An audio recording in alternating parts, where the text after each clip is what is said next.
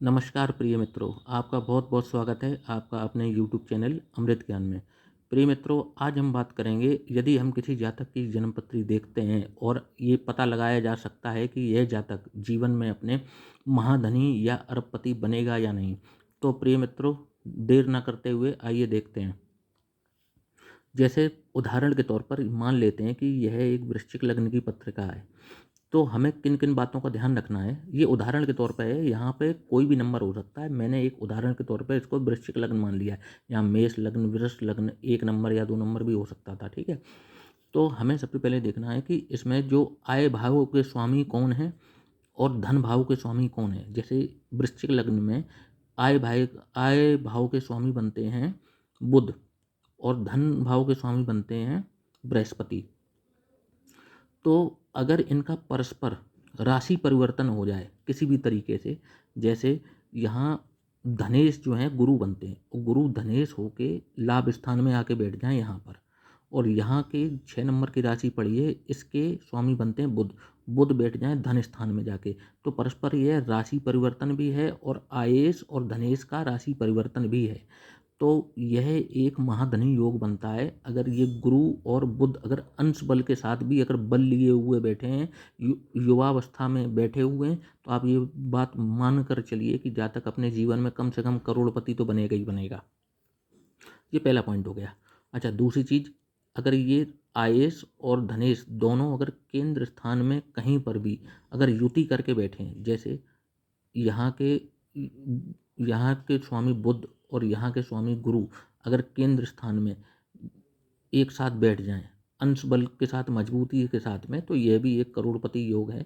तो ये अगर अभी तो लग्न में मैंने उदाहरण के तौर पे दिखा दिया है, ये यहाँ भी हो सकते हैं, यहाँ भी हो सकते हैं और यहाँ भी हो सकते हैं, तो यह भी एक मजबूत योग है।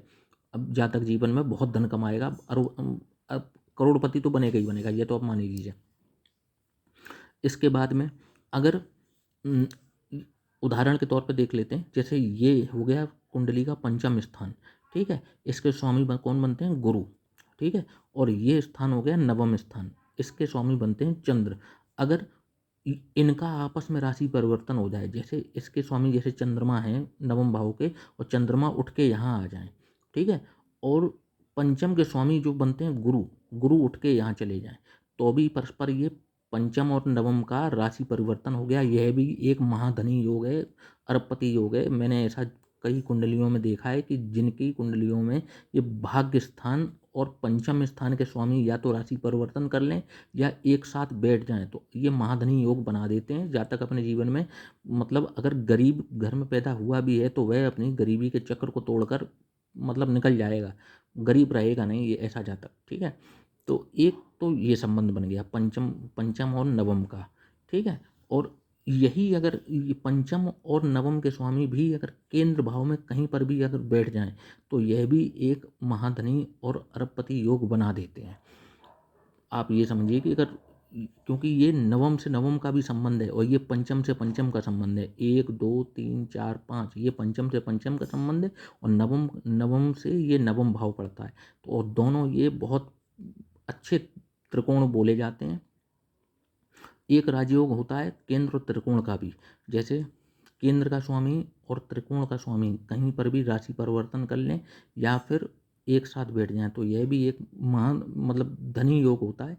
ये महाधनी तो नहीं कह सकते, लेकिन महाधनी मैंने कई कुंडलियों में देखा है। अगर पंचम और नवम का अगर राशि परिवर्तन हो जाता है तो यह महाधनी की श्रेणी में आ जाता है।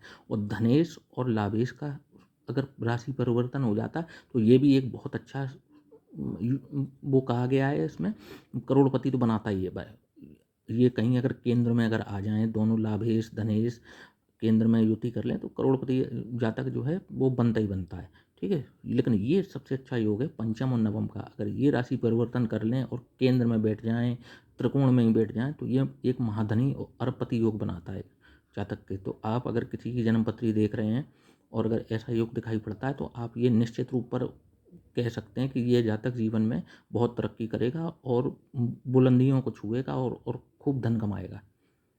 धन्यवाद।